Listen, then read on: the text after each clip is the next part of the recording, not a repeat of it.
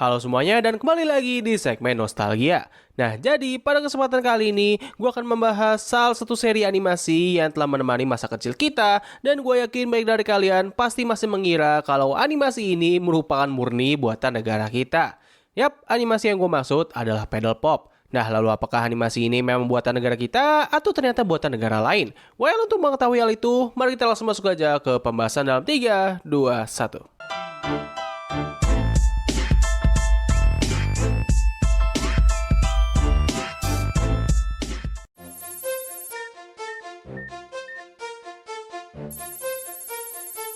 Paddle Pop merupakan sebuah brand es krim yang memiliki seri animasi yang terbilang sangatlah populer di negara Indonesia pada tahun 2010-an. Saking populernya animasi ini, setiap kali ada animasi baru, banyak anak pada saat itu pasti memohon kepada orang tua mereka untuk bisa menemaninya untuk menonton film animasi tersebut. Ataupun kalau misalnya mereka tidak mampu untuk pergi ke bioskop atau ke acara penayangan dari animasi itu, mereka semua pasti bakal berbondong-bondong untuk membeli es krim di toko terdekat agar mereka bisa mendapatkan stik es krim yang bisa mereka kumpulkan untuk ditukarkan dengan DVD dari animasi tersebut. Sebuah fenomena sosial yang terbilang cukup masif pada masanya dan sempat bertahan selama bertahun-tahun lamanya.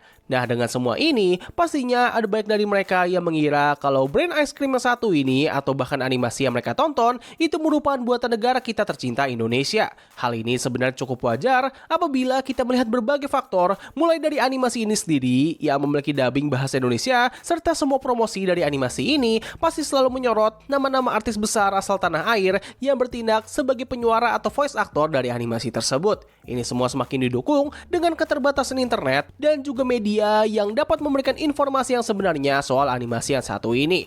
Nah, tapi setelah kemunculan smartphone dan juga internet lebih mudah untuk dijangkau, baik dari kita akhirnya segera mengetahui kalau brand ice cream dan juga seri animasi tersebut itu ternyata dibuat oleh negara luar. Hal ini jelas membuat baik dari kita pasti sangat terkejut dan langsung mempertanyakan eksistensi kita di dunia ini. Nah, lalu siapakah yang memiliki brand ice cream ini dan siapa juga yang mengerjakan proyek animasinya? Serta apakah Indonesia memang benar-benar tidak terlibat dalam pembuatan animasi ini dan hanya bertindak sebagai distributor saja?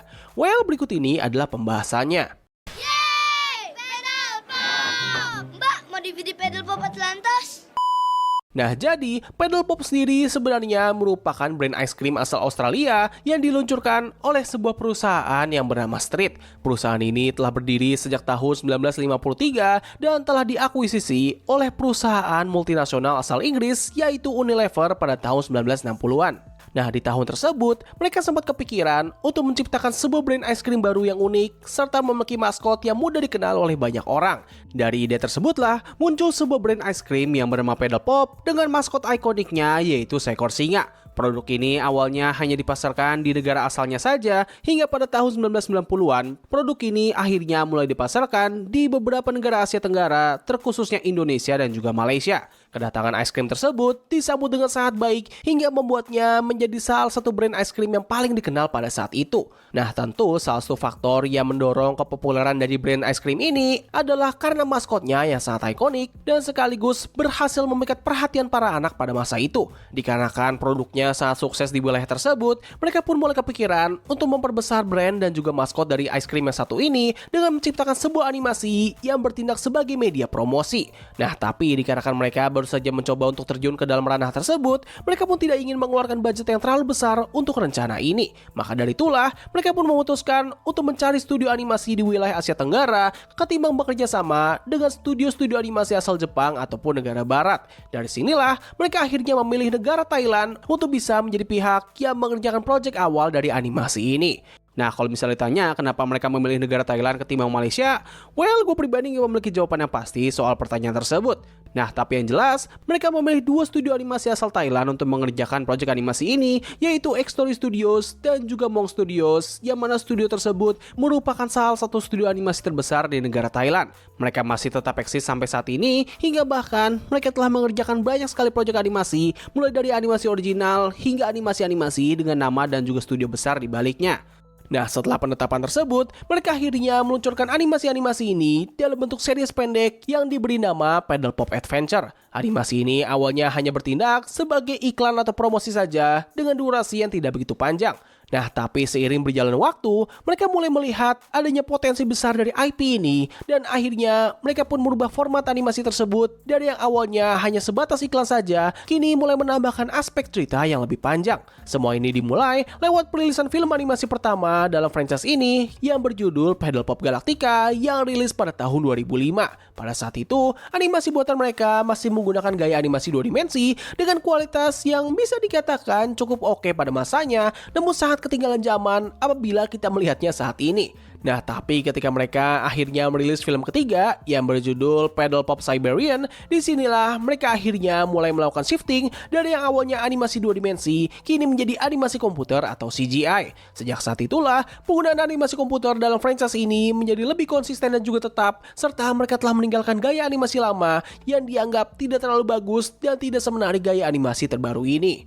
Nah, setelah sukses dengan film-film terbaru mereka, Unilever mulai menyadari kalau franchise ini ternyata sangatlah populer di negara Indonesia. Maka dari itu, untuk bisa memperkuat pasar dan juga brand mereka, Unilever akhirnya memutuskan untuk melakukan kerjasama dengan salah satu studio asal Indonesia untuk bisa berpartisipasi dalam pembuatan proyek-proyek animasi mereka untuk kedepannya nanti. Nah, studio yang mereka pilih untuk kerjasama ini adalah Batavia Picture, yaitu sebuah production house yang sebenarnya tidaklah murni dalam memproduksi animasi, dan bahkan sepertinya animasi Paddle Pop ini merupakan proyek animasi pertama mereka. Dari sinilah peran Indonesia dalam memperbesar franchise ini akhirnya menjadi cukup krusial. Mereka sudah tidak lagi hanya sebatas pihak distribusi saja, namun juga memiliki peran yang cukup penting dalam pembuatan seri animasi ini. Dari hasil kerjasama ini, mereka pun akhirnya merilis sebuah film yang berjudul Paddle Pop Begin yang rilis pada tahun 2011. Animasi ini awalnya direncanakan akan menjadi sebuah serial animasi, tapi pada akhirnya mereka pun merubahnya menjadi film panjang yang dibagi menjadi 2 part, di mana part keduanya rilis pada tahun berikutnya di tahun 2012.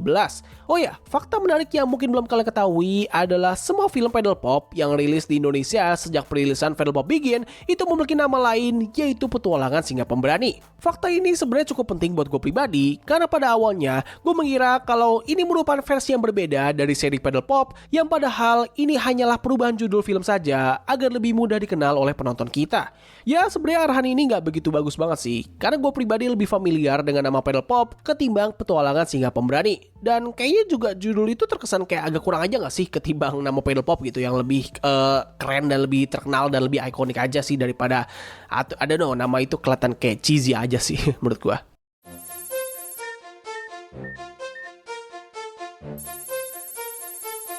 Nah, setelah melihat background dari franchise ini, sekarang kita masuk ke pembahasan berikutnya, yaitu gue akan menjelaskan secara singkat mengenai isi cerita dari setiap seri animasi Paddle Pop dan sekaligus sedikit opini gue terhadap film-film tersebut. Kita mulai dulu dari yang paling awal, yaitu Paddle Pop Galactica yang rilis pada tahun 2005. Sayangnya, gue gak bisa menemukan video full dari film ini karena sepertinya tidak ada satupun orang yang sempat menguploadnya di internet. Bahkan pada saat gue mencari di forum diskusi, banyak orang menyebutkan kalau ini merupakan seri terlangka dari seluruh animasi Paddle Pop. Saking langkanya, ada beberapa yang mengatakan kalau ini sudah termasuk ke dalam kategori lost media. Film ini hanya bisa ditonton apabila kalian masih memiliki DVD-nya saja, dan satu-satunya gambar yang bisa kita lihat dari film ini adalah lewat poster dan juga video promosi yang ada di YouTube. Jujur aja, gue pribadi gak begitu ingat soal film yang satu ini, dan bahkan gue sendiri pun cukup terkejut ketika melihat desain dari karakter Max di film ini yang terlihat agak aneh dan sangat tidak proporsional. Nah, maka dari itu, kita lanjut aja ke seri berikutnya, yaitu Paddle Pop Magicka yang rilis pada tahun 2006. Bisa dibilang, ini merupakan film pertama yang pernah gue tonton dari seri Paddle Pop. Gue inget banget ketika pertama kali menontonnya, gue melihat kalau film ini memiliki kualitas yang sangat-sangat bagus. Nah, tapi tentu setelah gue melihat kembali film ini, kualitas animasinya jelas sangatlah tidak bagus dan sangat ketinggalan zaman. Walaupun begitu, ada satu hal yang masih cukup gue suka dari film ini, yaitu dari art style dan juga desain karakternya. Menurut gue, desain karakter di film ini merupakan desain karakter terbaik di seluruh seri Paddle Pop. Saking bagusnya, gue selalu berharap agar mereka bisa tetap menggunakan gaya animasi ini di seri-seri berikutnya, namun dengan kualitas animasi yang lebih bagus lagi. Untuk cerita sendiri, film ini akan menceritakan Paddle Pop dan juga Leona yang mencoba untuk mencari 3 es krim untuk bisa menyelamatkan kerajaan mereka yang dilanda oleh sebuah wabah zombie yang disebabkan oleh seorang penyihir yang meracuni sumber air di kerajaan tersebut. Cerita dari film ini bisa dibilang merupakan fondasi awal dari format cerita yang akan terus kali digunakan dalam seri-seri berikutnya. Setiap cerita dari film Paddle Pop itu pasti akan berkutat kepada petualangan dari sang karakter utama kita yang mencoba untuk mencari beberapa ice cream atau sumber kekuatan agar bisa menyelamatkan kerajaan mereka yang sedang dalam bahaya. Nah, untuk bisa mendapatkan ice cream itu, mereka akan melewati berbagai macam rintangan dan biasanya akan berhadapan dengan satu sosok besar dan juga kuat yang akan menjaga ice cream tersebut. Untuk kasus film ini, mereka masih belum bisa menghadirkan cerita yang kompleks dan juga panjang seperti pengembangan karakter ataupun konflik antar individu. Hal ini cukup wajar karena film ini sendiri hanya memiliki durasi sekitar 30 menitan saja. Dalam film ini, mereka baru memperkenalkan 4 karakter penting saja, yang mana karakter-karakter ini akan selalu muncul di seri-seri berikutnya. Mereka adalah Paddle Pop, Leona, Profesor Higginbottom, dan juga satu karakter bayang jahat yang menjadi semacam sosok yang mengendalikan sang penyihir. Gue nggak inget apakah sosok ini memiliki nama di film ini, namun gue sangat yakin kalau karakter ini merupakan prototipe awal dari sang villain ikonik di seri Paddle Pop, yaitu Shadow Master. Nah, lanjut ke seri berikutnya, yaitu Paddle Pop Siberian yang rilis pada tahun 2007.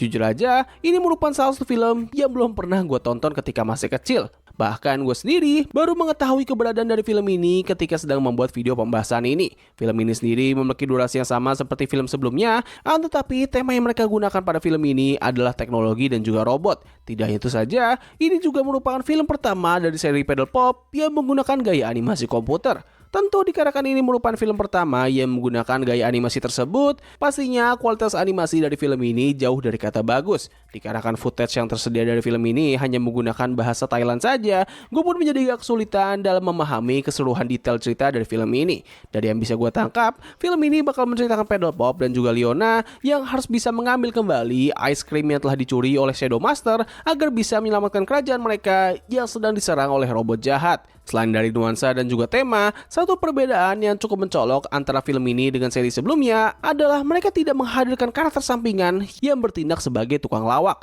Bila di seri sebelumnya ada satu ekor anak ayam yang ikut dalam petualangan mereka, pada film ini kita hanya akan mengikuti petualangan dari Max dan juga Leona saja. Dikarenakan hal itulah, karakter Leona di film ini akhirnya dibuat menjadi lebih ekspresif dan lebih sering dalam menghadirkan momen lucu. Selain itu, hal lain yang mau gue sorot dari film ini adalah dari tema teknologi dan juga robot yang terasa nggak konsisten dan cenderung agak aneh. Mereka sepertinya mencoba untuk membuat dunia yang mirip seperti film Nimona, di mana dunia mereka itu digambarkan sebagai kerajaan di masa lalu, namun memiliki teknologi yang sangat canggih di dalamnya. Apa yang menjadi masalah dari konsep ini adalah teknologi yang mereka hadirkan di film ini itu sangat tidak menyatu dengan nuansa zaman dahulu dari kerajaan Paddle Pop. Udah gitu, pemilihan Shadow Master sebagai musuh utama di film ini itu juga terasa sangat gak nyambung karena seperti yang kita tahu, Shadow Master sendiri merupakan tipikal villain yang lebih mengandalkan kekuatan sihir ketimbang teknologi. Nah, lanjut ke seri berikutnya, yaitu Paddle Pop Pirate atau Pirate yang rilis pada tahun 2008. Sama seperti sebelumnya, gue pribadi belum pernah menonton seri yang satu ini ketika masih kecil, walaupun gue tahu akan keberadaannya. Film ini memiliki durasi yang sedikit lebih panjang, yaitu sekitar 40 menitan dan membawakan tema bajak laut. Kualitas animasi dari film ini bisa dibilang lebih improve daripada film sebelumnya, walaupun untuk bagian facial expression dari karakter Paddle Pop, ia terlihat sangat datar dan juga kaku di film ini. Untuk ceritanya sendiri, Paddle Pop dan Leona beserta dengan 2 orang tentara yang bertindak sebagai tukang lawak berusaha untuk mencari 3 buah ice cream untuk bisa melawan Shadow Master yang berhasil menemukan sebuah tongkat terkutuk yang mampu membangkitkan ketiga bajak laut samudera yang dulunya pernah dikalahkan oleh leluhurnya Paddle Pop. Bisa dibilang, ini merupakan film pertama di mana mereka lebih sering dalam menyorot karakter sampingan dan tidak selalu berfokus kepada sang MC saja. Terdapat 3 orang karakter sampingan baru di film ini, di mana ketiganya bakal selalu muncul di film-film berikutnya. Mereka adalah Jenderal atau Kapten Gajah yang selalu bertindak sebagai penjaga dari kerajaan ketika Paddle Pop sedang mencari ice cream, dan juga 2 orang tentara yang suka bertingkah konyol dan membuat masalah, yaitu Henry dan juga Terry. Selain itu, film ini juga mulai menghadirkan sebuah background cerita atau lore yang bisa menjelaskan mengenai latar belakang dari cerita dan sekaligus dunia Paddle Pop di film tersebut. Menurut gue, film ini memiliki nuansa komedi yang sangat-sangat kental dikarenakan adanya 2 penjaga bodoh ini dan juga karakter Shadow Master itu digambarkan layaknya karakter-karakter villain jahat namun memiliki sifat yang cukup nyentrik dan juga rada kocak.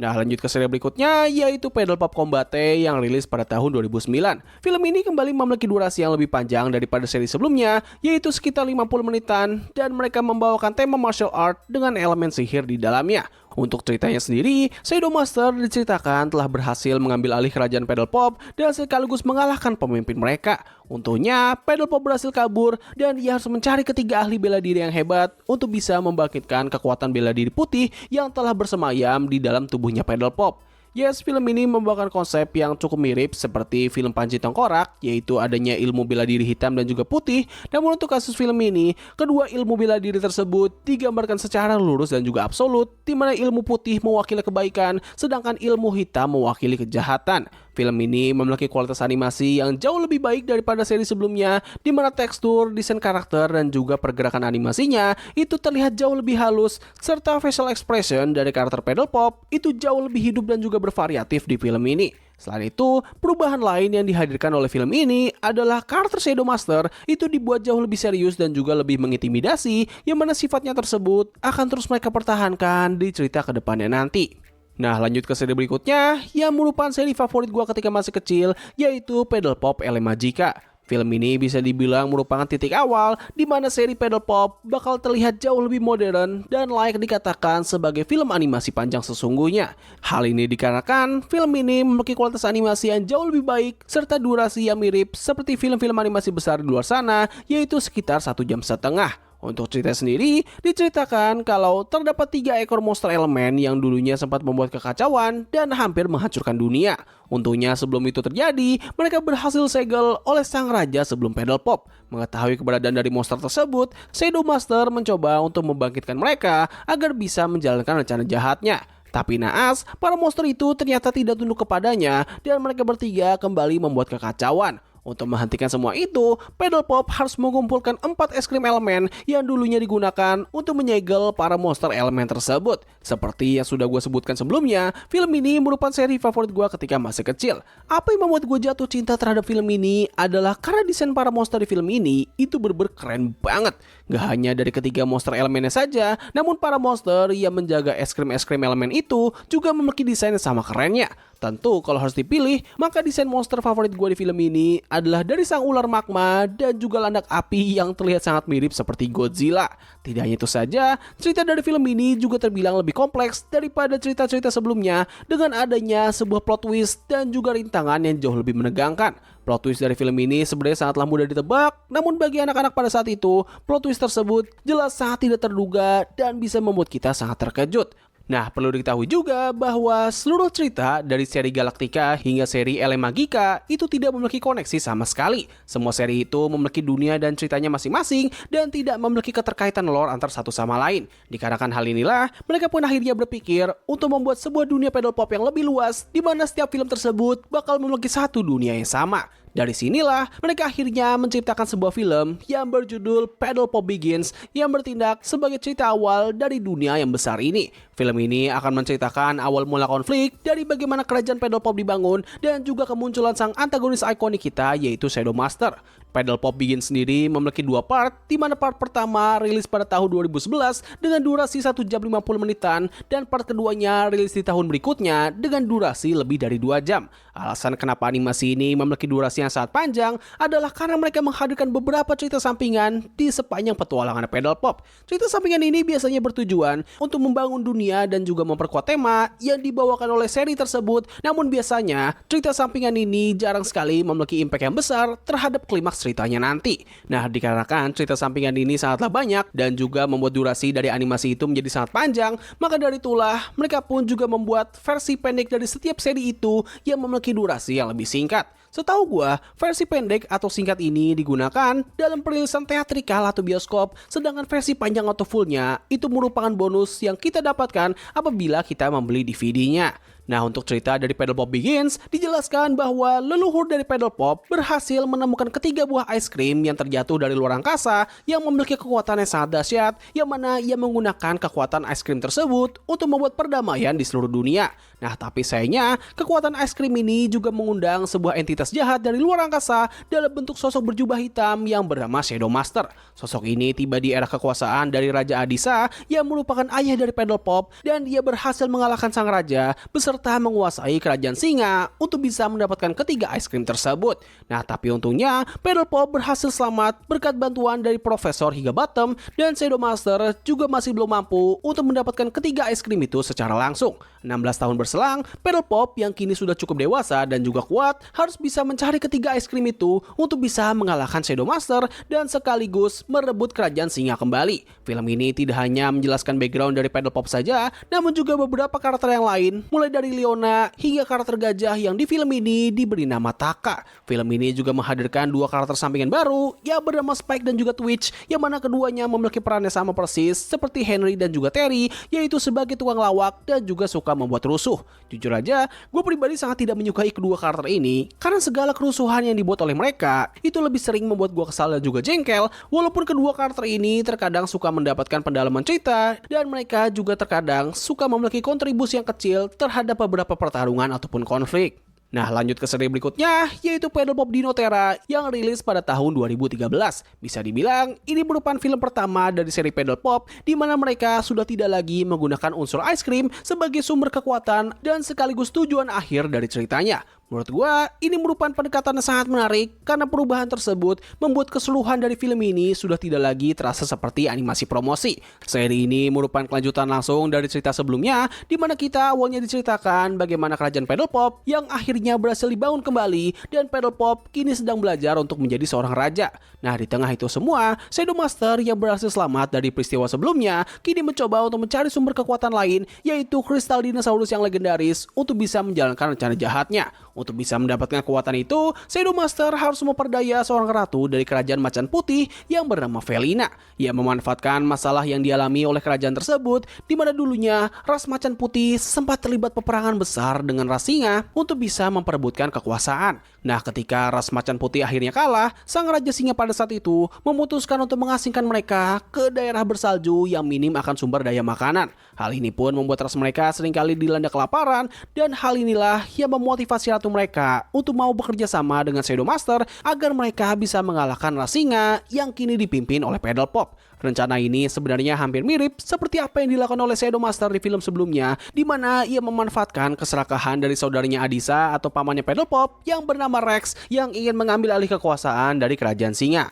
Nah, tapi bedanya adalah motif dari boneka Shadow Master di film ini terbilang lebih bisa diterima. Walaupun demikian, gue pribadi agak menyayangkan bagaimana konflik dari macan putih ini berakhir, di mana gue awalnya berpikir kalau konflik tersebut akan berhubungan dengan bagaimana Paddle Pop yang dapat menunjukkan dirinya sebagai raja yang lebih hebat karena bisa menyelesaikan permasalahan yang telah berjalan selama generasi ke generasi. Tapi sayangnya, konflik ini justru berakhir dari karakter Felina sendiri yang menyadari kesalahan berpikirnya.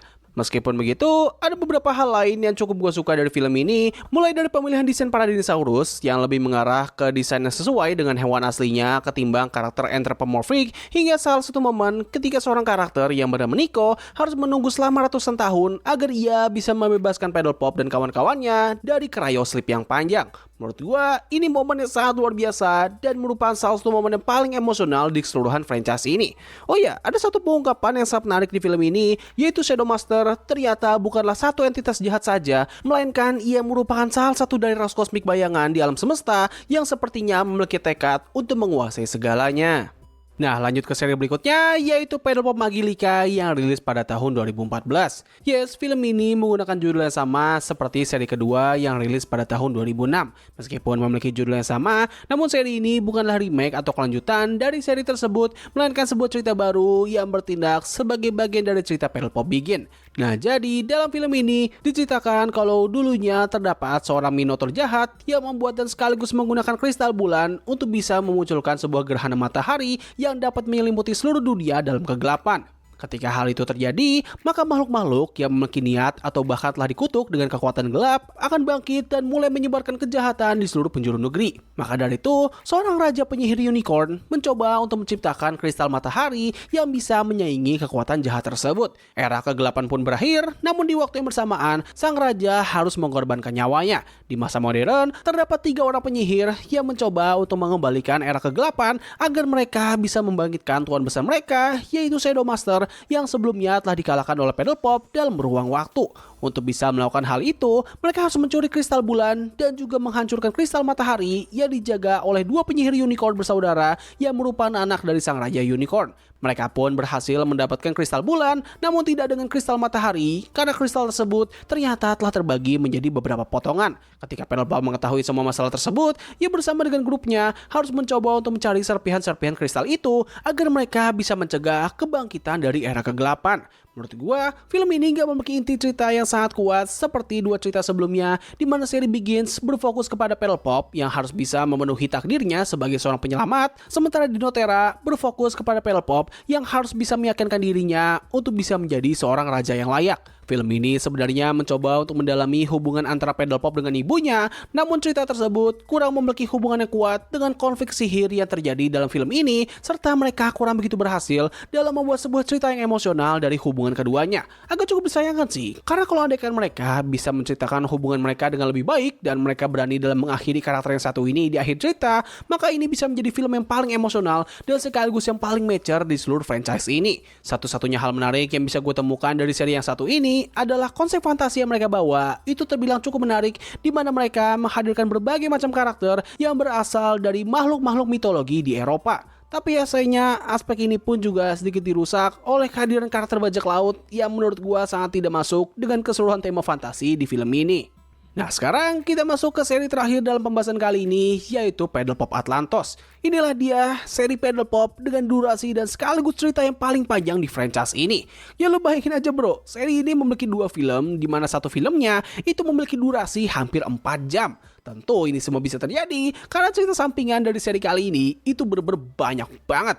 Nah, pada film Atlantos yang pertama, kita diceritakan kalau terdapat seorang Jenderal Hiu yang bernama Khan, di mana ia memiliki ambisi dan juga kemarahan yang sangat besar kepada penghuni daratan yang terus kali mencemari dan merusak kehidupan di bawah laut. Dengan dorongan dari seekor ikan remora misterius, ia pun menggunakan kekuatan dari mutiara penghancur untuk bisa mengendalikan seluruh pasukan hiu dan sekaligus seekor gurita raksasa yang bernama Ikaros untuk bisa menjalankan rencananya, yaitu mendeklarasikan peperangan terhadap daratan. Yes, plot ceritanya ini bisa dibilang agak mirip seperti film Aquaman yang pertama. Nah, untuk bisa mencegah hal itu, Pedal Pop harus bisa menemukan mutiara pencipta, yaitu sumber kekuatan yang dapat melawan mutiara penghancur dan sekaligus menolong Leona yang kondisinya semakin memburuk setelah ia diserang oleh kekuatan mutiara penghancur. Selain dari General Khan, film ini juga menghadirkan satu karakter antagonis lainnya, yaitu Tuan Jambul yang merupakan seorang penguasa kaya raya yang sangat serakah, di mana ia suka mengeksploitasi alam demi keuntungannya sendiri dan membuat lingkungan di sekitarnya menjadi rusak. Ya sangat mirip lah seperti para pemimpin korup yang ada di suatu negara gitu yang gue lupa namanya apa. Nah untuk film kelanjutannya yaitu Atlantos yang kedua, terungkap kalau Remora yang telah menghasut Jenderal Khan selama ini ternyata merupakan bawahan dari Shadow Master. Dia pun mengkhianati Khan dan membawa kedua mutiara tersebut untuk membangkitkan tuan besarnya. Dengan kedua mutiara yang telah digabungkan, kini Shadow Master dapat mengendalikan segala hal yang ada di lautan dan dia berencana untuk menenggelamkan seluruh dunia ke bawah air. Nah, dikarenakan kekuatan singanya tidak berfungsi di dalam air, Pedal Pop harus menemukan seekor singa legendaris yang bernama Bagus, di mana Bagus ini merupakan salah satu keturunannya di masa lalu yang telah beradaptasi dengan lautan. Dikarenakan ini merupakan seri terakhir dari cerita Pedal Pop Begins, maka dari itulah kualitas animasi dari film ini bisa dikatakan yang paling bagus. Tekstur lingkungannya terlihat jauh lebih rapi dan juga detail, serta pergerakan animasi dan juga pertarungannya itu jauh lebih bagus dan juga lebih epic. Tidak hanya itu saja, film ini juga membawakan tema lingkungan yang cukup menarik dan juga berkesinambungan, di mana film pertama berfokus kepada kerusakan yang disebabkan oleh sosok yang serakah dan juga penuh dengan amarah, sedangkan film keduanya merupakan gambaran dari konsekuensi atas semua tindakan buruk yang ada di film pertama, yaitu sebuah bencana besar yang dapat menenggelamkan bumi, yang mana itu juga merupakan alegori dari dampak pemanasan global.